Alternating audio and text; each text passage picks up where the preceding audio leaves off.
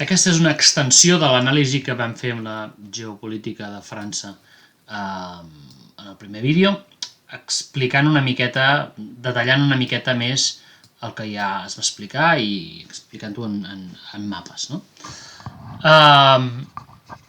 Aquest és el mapa que el senyor Peter Zeihan, que és aquell senyor que va predir la guerra actual d'Ucraïna, doncs té sobre els països que ell considera que seran més estables i que tenen més prosperitat en els propers anys. Si veieu, les zones en gris, amb ratlles grises, són les zones que creu que, en les quals hi podria haver guerra, que és justament Ucraïna, per exemple, doncs és un lloc on ja està marcada. No? Per tant, vull dir, jo crec que té lògica el que diu i fins ara doncs, la predicció doncs, moltes de les prediccions que ha fet jo crec que tenen possibilitats, o s'han ja fet, o s'han realitzat el que predeia, o hi ha possibilitats fortes de que es facin. No? Veiem que les zones blaves diu Strong Demographics, Energy Access, Minimal Security Concerns, i les verdes és el mateix, però amb Security Concerns. Llavors, això ja ho vam fer en el primer vídeo sobre geopolítica de França. Explicava les raons per les quals, si us fixeu en el taulell europeu, hi ha aquesta França enganxada a Suïssa i va fins travessa Bèlgica i va fins als Països Baixos, que no és que necessàriament hagin de créixer el país, no és necessàriament hagi de guanyar en potencial vers el que té ara, sinó que serveix més aviat com a taulell on agafar-se dins d'un món que s'enfonsa, demogràficament, la globalització també s'està enfonsant, etc. Llavors, aquest mapa ens mostra això, no? Que nosaltres estem molt a prop de França i que és un lloc on pots agafar, diguem-ne, mentre el reste del món s'enfonsa. No? Concretament, la Xina i Rússia estan en una fase de decliu molt aguda. No? I per això Rússia és tan agressiva, això ja no hi entrarem, però ell ho explica perfectament per què és això. Veiem també que aquest mapa coincideix bastant, menys en la part de la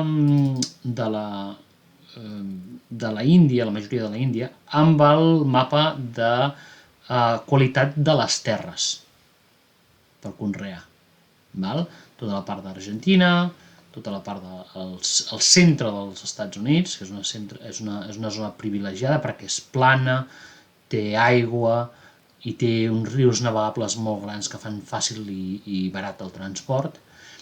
I llavors tenim tota la part d'Europa occidental, amb parts d'Alemanya inclús, i també hi ha una part catalana en què la terra és bona per conrear. Tot el tema d'Ucraïna, per exemple, segurament portarà fam al món, però a Europa no, perquè a Europa pujaran molt els preus dels aliments, però no necessàriament fam perquè produeix alimentació i més de la que consumeix.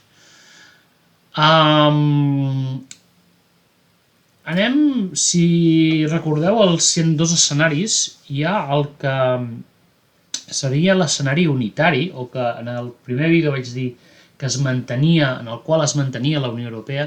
En aquest cas n'hi dic unitari perquè realment pot tindre moltes formes, pot tindre la forma de la Unió Europea, però pot tindre altres formes, hereves, si és la Unió Europea o el que sigui, però la clau és que bàsicament França i Alemanya continuen juntes. Això és el que importa. I hem explicat, la història de la geopolítica europea és bàsicament Anglaterra intentant que això no passi. Aquí és el que he identificat jo com el cor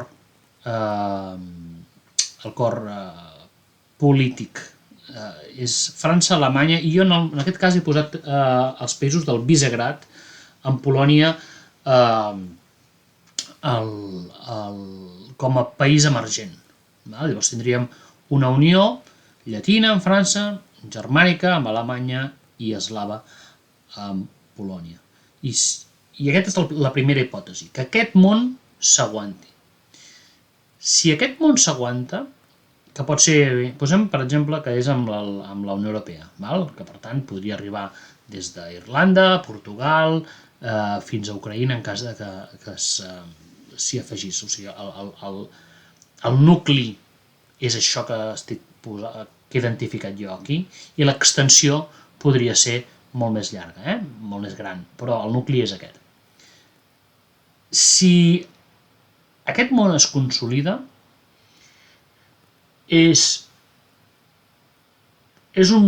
passarà a ser, no diré un enemic, però un rival del món anglosaxó, del món americà. Si aquest món es consolida, la zona del món, segons Ehan, i jo crec que té raó en això, més estable, més segura i més pròspera en el futur no serà aquesta. Perquè aquest és un món que té uns veïns que ho fan una mica complicat. Permeten resistir, però ho fan una mica complicat. La zona més pròspera seran les Amèriques. Les Amèriques amb un component dur inicial que serà Estats Units, Mèxic i, per què no, Canadà, tot i que ell explica la raó per la qual Canadà és, malgrat els lligams culturals amb els Estats Units, és secundari, amb un nucli dur que és Estats Units, Mèxic, i tot el reste del continent americà com a zona d'influència. Evidentment, això té uns obstacles a superar, com Cuba i Venezuela, però aquesta seria la zona d'influència. Això és el que estan fent els americans, en retirar-se de tot el món, quan poden, i replegar-se en aquesta zona. Llavors, aquesta és una zona que forma un perímetre de seguretat per si mateix molt consistent, perquè té els mateixos avantatges que té els Estats Units, de mar i mar a banda i banda. És una zona en què no hi ha guerres entre països a gran escala. O sigui, Sud-amèrica té mil i uns problemes d'ordre de seguretat pública, de presons que les porten els presoners, té problemes de misèria, de Mèxic té bandes, càrtels terroristes, el que vulguis, però no hi ha guerra a gran escala entre estats.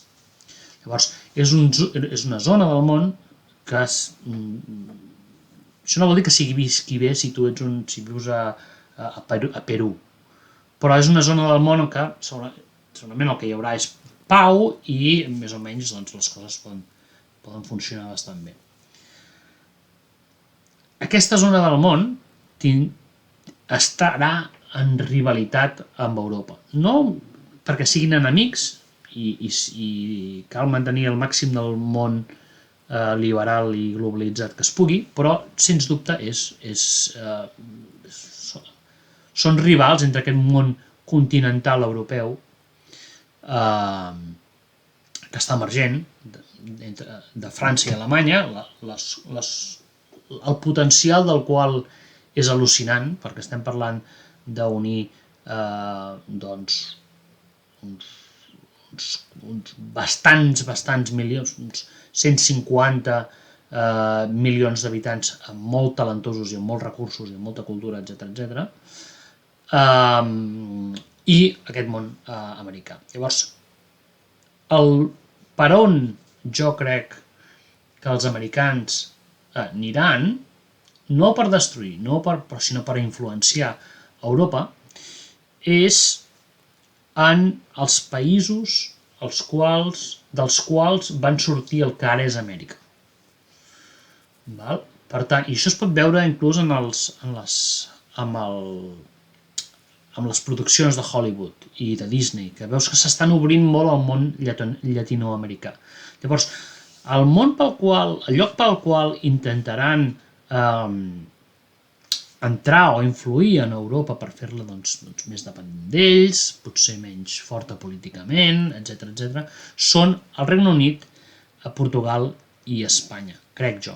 Perquè són els llocs, i potser poden a dos i el tercer no, vull dir, simplement és el lloc lògic on anar, perquè bàsicament el continent americà ve d'Anglaterra, de Portugal i d'Espanya. Aquests és els llocs on jo crec que on poden intentar trencar aquest monopoli centre-continental europeu sobre Europa. I això vol dir que aquí en els punts de fregament on nosaltres probablement podríem intentar establir algun tipus bàsicament, si tot és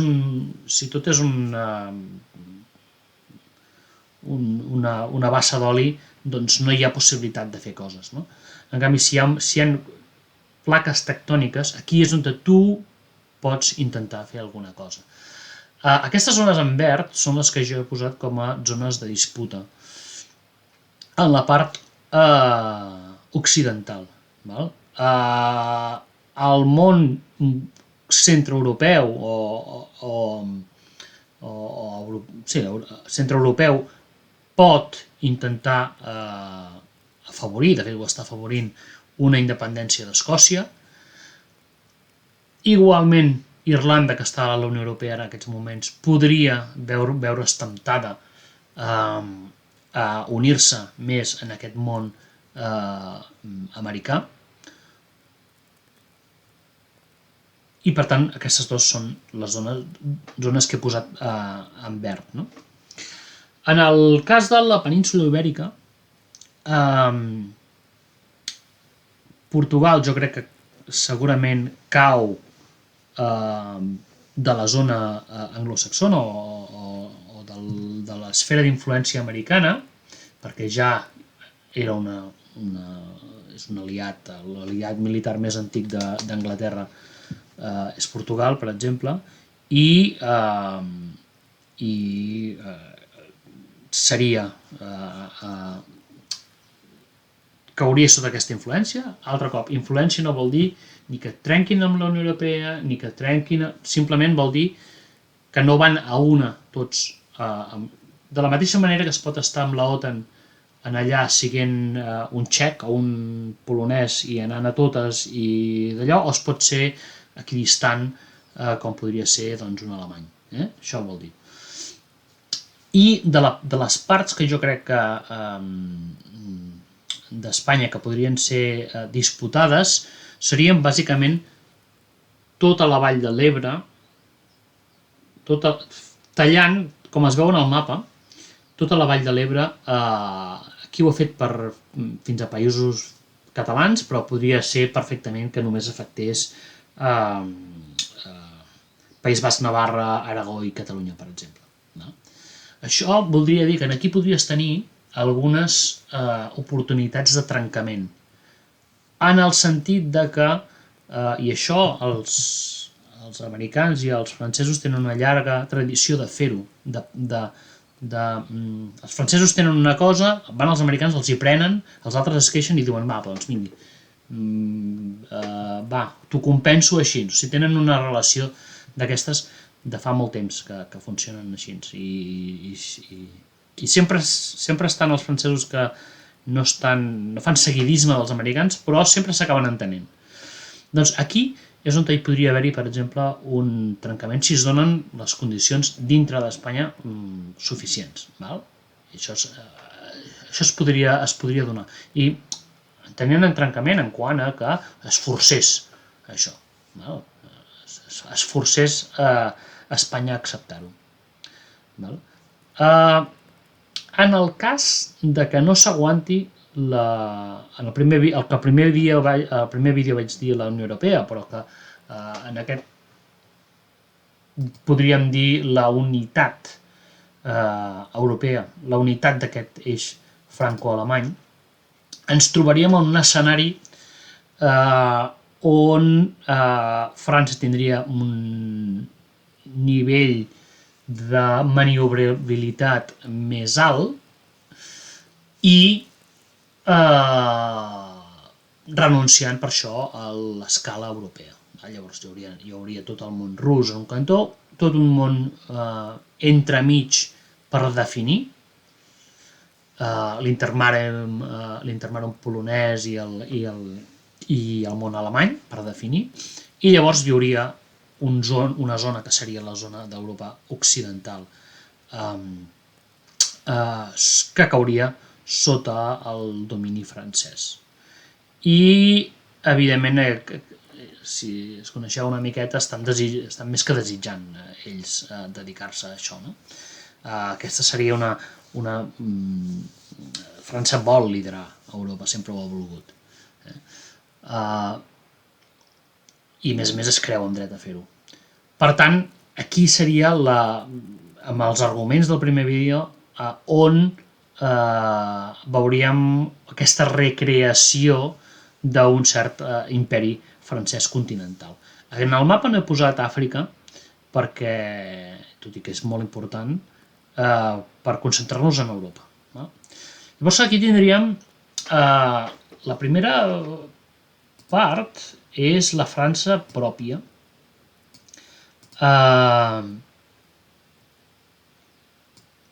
Si us hi fixeu, hi he tret Còrsega, perquè, com vaig argumentar amb el primer vídeo, evidentment això no és imprescindible, però l'obsessionar-se en fer tothom, crear estat-nació i fer un monopoli cultural i un monopoli polític és cosa de qui està feble. Qui està fort i el que vol és que la seva taca ampliï més, un territori molt més gran, no té tants problemes amb això. Llavors, el que ens podríem trobar, per exemple, seria un nivell d'influència a diferents gradacions, en què tota la part que és blau, sigui més fosc o sigui més clara, són zones d'influència clares. Això vol dir múltiples estats, no té per què ser no estic parlant que sigui un estat sencer. O sigui, si veiem aquí en el mapa, veiem que tant Amsterdam com Barcelona estarien en aquesta zona d'influència. En el seu moment havien format part de l'imperi napoleònic francès, però això no té per què ser així, al contrari, és més, no serà així. Però sí que és zones de certa influència. Llavors ens trobem la zona més blava, que és França pròpia, no veig Bretanya com un estat lliure associat ni res similar. Llavors veig les zones, estats i o regions molt pròxims, estats, per exemple, Bèlgica seria un estat, tant Catalunya com el País Basc podrien ser estats o podrien continuar com a regions, si no sap aprofitar, si no hi ha prou, no es donen les circumstàncies, etc. Però estem parlant dels territoris que estarien molt apagats,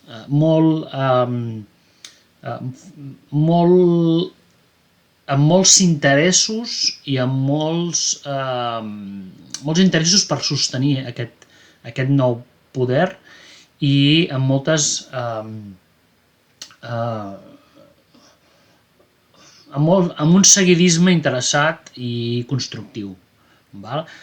Tenim Bèlgica, tenim Suïssa, que en un món més dur li pot interessar recaure més, no ser tan equidistant, i veiem un País Basc i una Catalunya que també caurien en aquest món, perquè per una banda s'han de defensar del món castellà i per l'altra banda doncs, és font de progrés, perquè és on han de passar per França per arribar, per estar a Europa, i font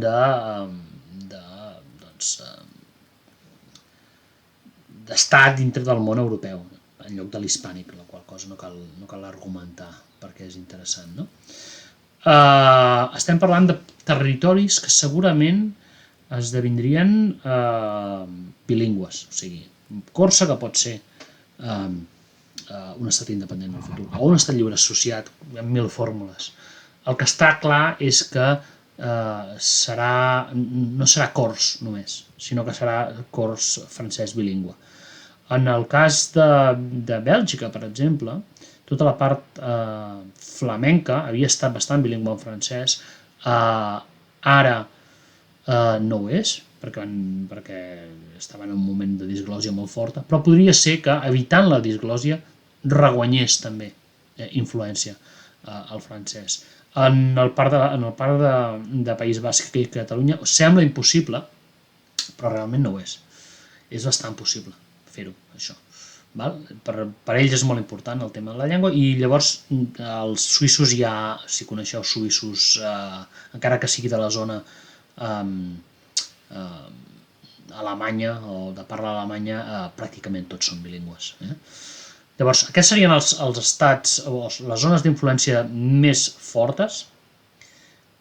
Llavors ens trobem les zones d'influència amb notable influència, però on la llengua ja no són bilingües, sinó que són bàsicament, el francès té importància i el lideratge polític francès té importància. Aquesta inclouria els Països Baixos. És com una gradació, no? Hi ha França, hi ha Bèlgica que està entremig, i llavors els Països Baixos.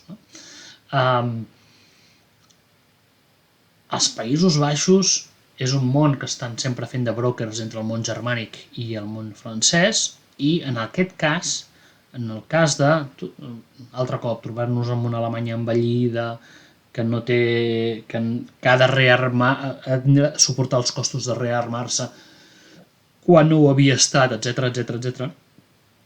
Doncs no seria gens absurd que si hi ha intel·ligència per part del món francès, doncs els Països Baixos recaiguessin altre cop a diferents nivells dintre d'aquesta àrea d'influència. Trobaríem la part d'Aragó i Catalunya, País Valencià i Illes Balears, o sigui, bàsicament Aragó i Països Catalans. Això seria conseqüència pràcticament de que Catalunya esdevingués un país independent amb l'ajuda de França. La qual cosa, ja et dic, sembla al·lucinant a qui pugui arribar-s'ho, independentistes de tota la vida diuen, però què estàs dient, no? Doncs sé que sembla al·lucinant, però la geopolítica és la geopolítica. Llavors, això seria com una extensió. Aquí és molt important el paper d'Aragó. No només perquè bàsicament el que fa és acabar de tallar aquest búfer entre el que seria el món exterior ja i la pròpia França. Aquesta zona d'influència vindria a ser és una zona coherent, tota la vall de l'Ebre, que a nivell econòmic, a nivell inclús cultural, encara que no ho sembli, és tot un continu, i és el lloc ideal per tallar. Evidentment, això hi ha un problema molt important, i les classes dirigents catalanes, jo crec que a nivell de gran política, a nivell de petita política, doncs saben arreglar els temes concrets de gestió, però a nivell de gran política no en saben, i el tema de l'Aragó és un repte molt gran, és un repte diplomàtic molt gran i és un repte de diplomàcia de curt radi molt important. O sigui, no és normal que tu et portis molt bé amb els bascos i que entre Catalunya i el País Basc hi hagi una pedra a la sabata d'una gent que molt reàcia i tu no hagis fet cap esforç per arreglar la situació, per intentar aproximar-te'ls, etc.